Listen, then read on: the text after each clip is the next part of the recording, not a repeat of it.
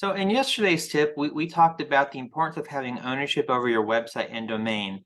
So now that you have ownership, and let's assume you currently have ownership for the sake of today's quick tip, it is very important that on your domain that you come and get the domain privacy registration.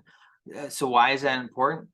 Well, when anyone purchases a domain, any information that you give to the domain registrar, whether it be GoDaddy, Namecheap, or whoever it is, all that information is going to be listed publicly. So that's going to be all your contact info, name, phone number, email address, business name.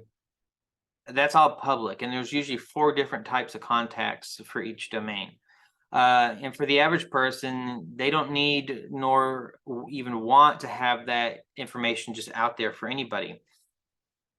So when you're going through the process of buying a domain, and I just came to GoDaddy and did a random domain just to show you this option. So when you go through the checkout process, they're going to ask you if you want to do a domain protection. And typically all you need is the standard full domain protection.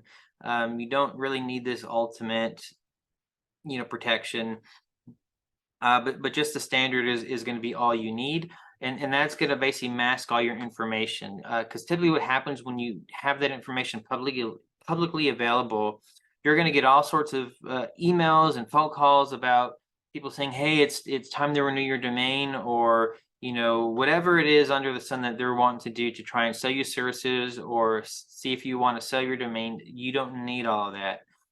So the main takeaway for today's quick tip is when you have a domain, unless there's a valid reason not to have it, get privacy registration for your domain.